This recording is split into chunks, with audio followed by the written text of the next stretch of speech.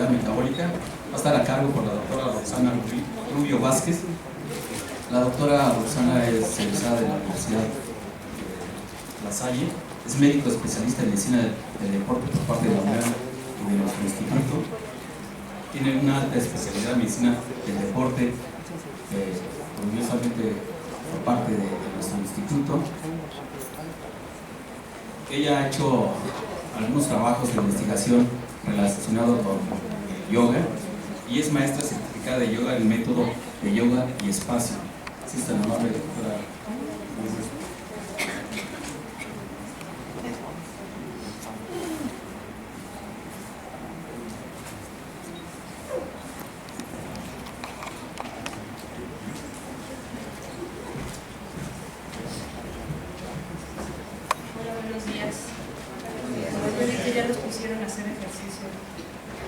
Ahorita nos encargamos de bajar la frecuencia cardíaca. Bueno, pues me pidieron que les diera esta conferencia de yoga en el manejo de síndrome metabólico. Ya se los han de haber comentado a lo largo de estos días de congreso cuáles son los factores de riesgo para presentar un síndrome metabólico. Entre ellos es la hipertensión, intolerancia a la glucosa o resistencia a la insulina. Hay un estado protrombótico o inflamatorio, dislipidemias, hay un aumento de las LDL y una disminución de HDL y la obesidad central. Son como los factores de riesgo para presentar síndrome metabólico. Como una parte del manejo de síndrome metabólico está obviamente la dieta y el ejercicio. El ejercicio tiene que ser un ejercicio aeróbico de una intensidad moderada y en eso es donde entra lo que es el yoga. Yoga es una disciplina antigua, tiene miles de años practicándose, sobre todo en la India, y una práctica de yoga tiene como pilares dentro de la práctica que está formada por asanas, que son posturas de yoga, así se les llama asanas, pranayamas, que son ejercicios de respiración, y al final hay una meditación.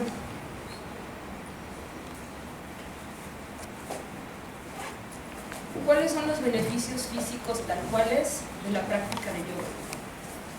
Bueno, desarrolla las cualidades básicas que son la coordinación, la fuerza, el equilibrio y sobre todo la elasticidad muscular. En cuanto a lo que es la fuerza, se puede desarrollar esta capacidad porque dentro de la práctica de yoga y dentro de cada una de las posturas, lo que se hace son contracciones isométricas, que son contracciones sostenidas y con ello el músculo empieza a incrementar la fuerza. Y también hay un momento que tiene que ver con contracciones agonistas y movimientos agonistas y antagonistas. Por esto es que la fuerza se empieza a aumentar. Y no nada más tiene beneficios físicos, también va más allá de lo físico, sino se va mucho a la parte psicológica. Y se ha comprobado que puede ayudar a controlar el estrés, la ansiedad y la depresión. Y todo esto es gracias a la meditación y sobre todo cuando alguien practica yoga, primeramente. Ok, como han observado los que practican yoga, durante la práctica de yoga las instrucciones que se van dando hace que el alumno esté concentrado en lo que está sucediendo con el cuerpo. Cuando les dice cualquier instrucción de envuelve el hueso con tus músculos, es como una instrucción que para nosotros no tiene ninguna razón, pero en lo que en realidad quieren decir es que haga una contracción isométrica para que se contraigan tanto cuádriceps como isquiotibiales. Entonces, ese tipo de atención que tiene que tener uno durante la práctica hace que la mente deje de andar por todos lados y se concentre solamente en lo que está sucediendo en la práctica.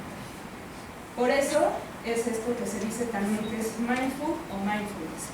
Yo creo que han escuchado estos términos también. Lo que hace el yoga es evitar que la mente esté pensando en cualquier cosa y se concentre solamente a una sola acción a un solo momento. Pero también hay mucha evidencia científica, no nada más es algo metafórico o algo que no tiene algo comprobable. Existen varias investigaciones en cuanto al yoga en el manejo del síndrome metabólico.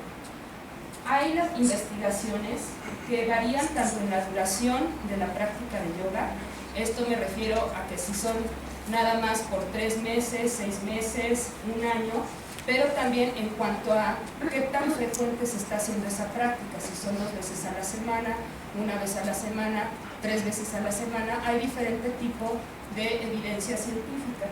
Casi todas las investigaciones que se realizaron, todos ven cuál es el tipo de modificación que hay en los riesgos cardiovasculares, sobre todo lo que es cintura, la circunferencia de cintura, lo que son los valores de glucosa en sangre, el LDL, HDL, y lo que también tratan de ver en estas investigaciones es que a pesar de que se ve que sí hay disminución de estos valores, es explicarse el por qué el yoga está provocando estos cambios, que eso es lo interesante.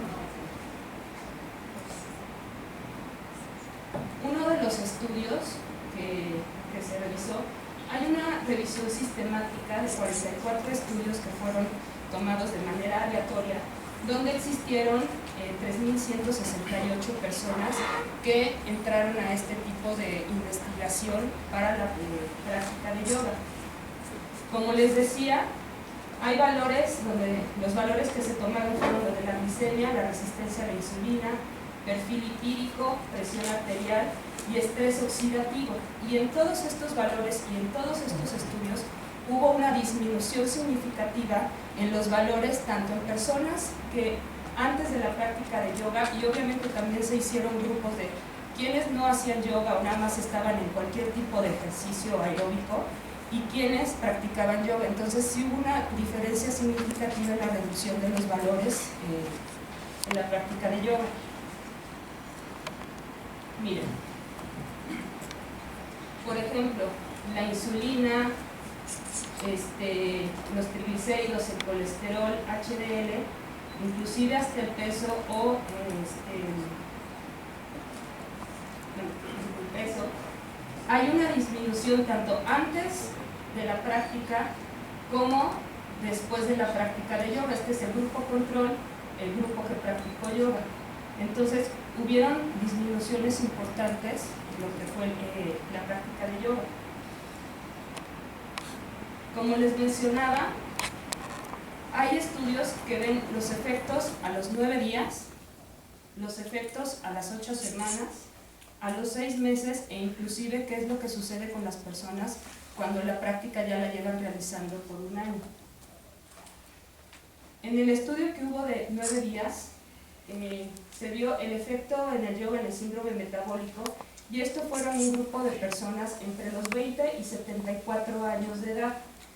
Todos tenían factores de riesgo para presentar síndrome metabólico, y sí se encontraron que hubieron disminución en la glicemia, en el colesterol, en los triglicéridos y un aumento de la HDL. Vean cómo es importante también el grupo de edad. No quiere decir que yoga sea exclusivo para personas que sean elásticas, que tengan algún tipo de resistencia, sino también el yoga puede ser adaptado para personas ya mayores para que puedan realizar y tengan estos beneficios en la práctica de yoga. Otro estudio que vio a los 3 meses también comprobó que había disminución en la circunferencia de cintura, que esto es como el valor más importante. Si se fijan en la diapositiva anterior, que era nada más 9 días, no se reportaba alguna disminución en la circunferencia de cintura. A partir de los 3 meses de la práctica es cuando sí se puede observar una disminución en la circunferencia de cintura. También empiezan a haber disminución de la presión arterial y todos los demás valores que ya sabíamos que se modifican con la práctica de yoga.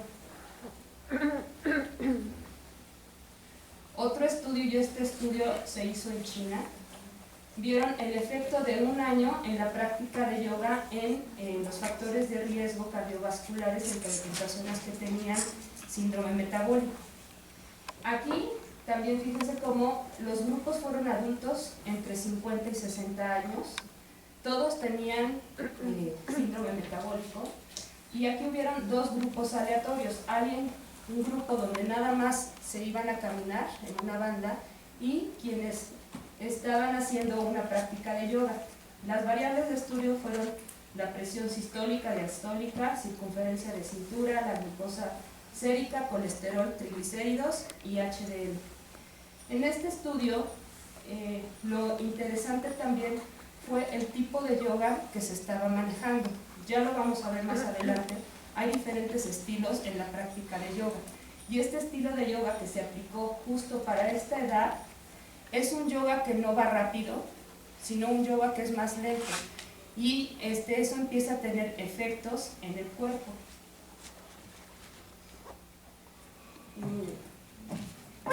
Estos fueron los resultados que se obtuvieron.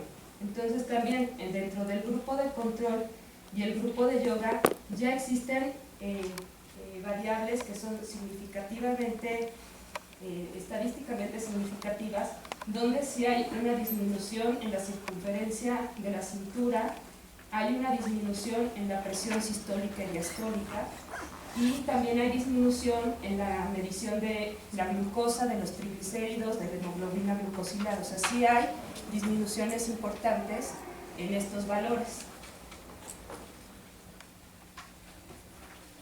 Otro estudio vio el efecto a las 8 semanas de practicar yoga en cuál era el efecto en el metabolismo. Y este estudio es muy interesante porque aquí no se quedaron nada más con saber o comprobar que había una disminución de los factores de riesgo para presentar síndrome metabólico, sino ellos quisieron ir más allá, ver por qué estaba provocando este tipo de modificaciones. Entonces midieron marcadores inflamatorios. Para ello hicieron dos grupos de estudio aleatorios. Las veces que hicieron yoga las personas fueron 2 veces por semana por un total de 8 semanas. Y hubieron dos variables de estudio. Los primeros, que son las variables que todos los estudios han comprobado, que hay la glucosa, la insulina, el perfil de lípidos y la presión, pero ellos también se fueron a investigar qué pasaba con los marcadores inflamatorios, qué sucedía con las citocinas, con las interleucinas, qué sucedía con el factor de necrosis tumoral, con las interleucinas 6 y la expresión de la proteína TLR2. ¿Saben cuál es esta proteína? ¿No? Bueno. Esta proteína es una proteína de membranas que reconoce a patógenos y modula la respuesta inflamatoria. Cuando está presente esta proteína, hace que la respuesta inflamatoria se empiece a presentar y empiece a ver todos los cambios que existen, por ejemplo, cuando hay obesidad o cuando hay algún estrés dentro del epitelio de los vasos, por ejemplo, de los vasos sanguíneos. Esta es la proteína que se empieza a expresar. Entonces, observaron que con el grupo control al principio de la práctica y al final de la práctica no hubo ninguna diferencia en cuanto a las interleucinas. Las interleucinas son parte de las citocinas que son moduladores de la respuesta inflamatoria. Pero con la práctica de yoga sí hubo una reducción importante de todas estas interleucinas. Y también sucede lo mismo con el factor de necrosis tumoral. Hay una disminución significativa con la práctica de yoga. Y con la proteína que les mencionaba, vean cómo en el grupo control sí disminuye a lo mejor un poco con el ejercicio la expresión de la proteína TLR2, pero con la práctica de yoga disminuye aún más. ¿Por qué creen que se presenta esto?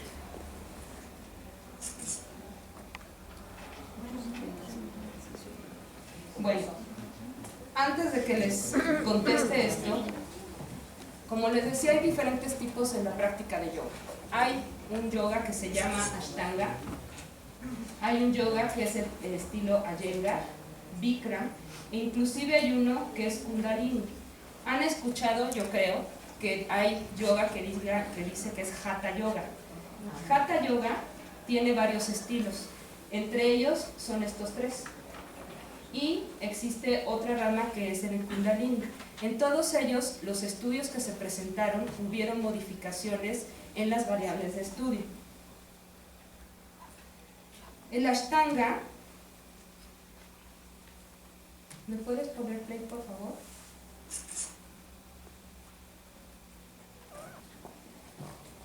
La base en la práctica de Ashtanga es esto que se llama Surya Namaskar, que son un saludo al sol. Es una secuencia de varias posturas que obviamente, si se fijan, tiene que tener coordinación la persona para poder hacer este tipo de práctica. Se está desarrollando la fuerza en brazos. Aquí hay un estímulo en el sistema simpático y esta práctica de Ashtanga lo están haciendo muy despacio, pero en la práctica este saludo al sol es como la base de toda la práctica. Cada vez se va incrementando el número de repeticiones del saludo al sol. Al principio de la práctica se dice que se tienen que hacer entre 8 y 12 veces este saludo al sol, y ya después que se hacen esas repeticiones se empiezan a meter otro tipo de posturas, pero dentro de esta secuencia. Entonces, esto es lo que en el Ashtanga se ofrece, que es una serie de posturas que van una tras otra. Se necesita tener la coordinación, se desarrolla fuerza en todo el cuerpo, no nada más es fuerza en brazos, sino también es la fuerza en las piernas para sostener las posturas.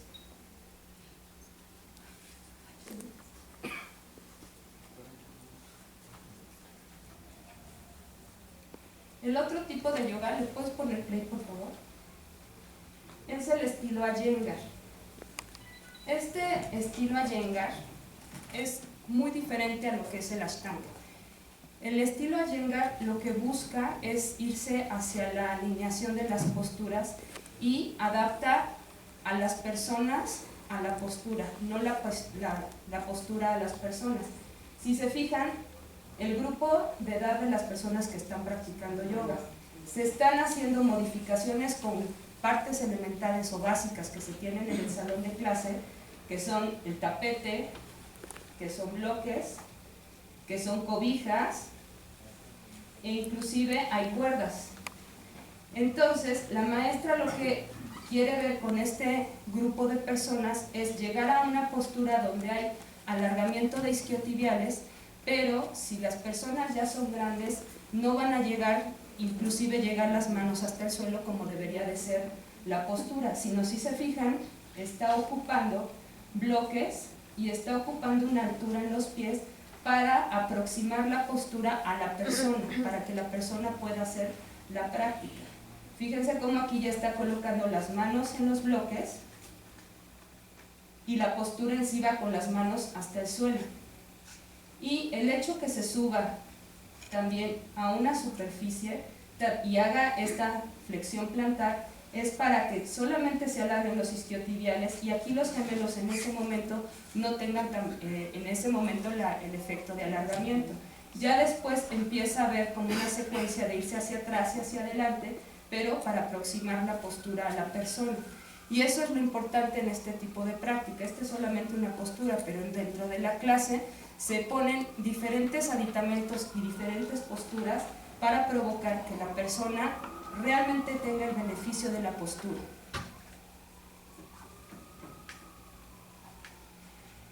El otro tipo de yoga es el Bikram. El Bikram es un yoga que se practica en un salón que está a 40 grados centígrados. Si se fijan, están aquí sin playeras y también tienen toallas en los tapetes, porque obviamente el efecto de sudoración es grande y aquí se dice que es para que se pueda depurar todas las toxinas que existen en el cuerpo. Pero el hecho que esté a tan alta temperatura lo que hace es que los ligamentos y los tendones, al estar calientes, puedan tender a ser más largos, se pueda alcanzar un poquito más la elasticidad. Entonces, a personas sí les ayuda este tipo de práctica, pero imagínense hacer ese tipo de yoga a 40 grados centígrados y que son posturas que sí requieren una fuerza, aumenta mucho la frecuencia cardíaca. Entonces sí hay un momento que hay muchas que se marean, y por eso también ahí tienen su agua, que normalmente no debería de haber agua en una práctica de yoga, pero en esta ocasión sí lo tienen a la mano. Bueno, entonces, es como la pregunta con muchos maestros de yoga y muchos alumnos también, si el yoga en realidad es un ejercicio aeróbico o no. Hay muchas personas y muchos maestros que dicen que el yoga no es un ejercicio aeróbico, que sale de todos esos contextos, pero Di-Carlo comparó dos tipos de estudios. Unas personas que hacían 32 minutos solamente de una rutina de posturas de estilo Iyengar, como las que les mostré, que en realidad, si se fijan, no son tan rápidas en cuanto a intensidad, y personas que hicieron 32 minutos de caminata en una banda a 7 kilómetros por hora. Lo que sí se observó es que la rutina con posturas de yoga tenía un incremento mayor de la frecuencia cardíaca y de la presión arterial. Ustedes saben que el ejercicio, lo que se pretende es que aumente la frecuencia cardíaca, no solamente en yoga, sino en general. Cualquier tipo de ejercicio lo que pretende es que aumente la frecuencia cardíaca, y sabemos que como respuesta a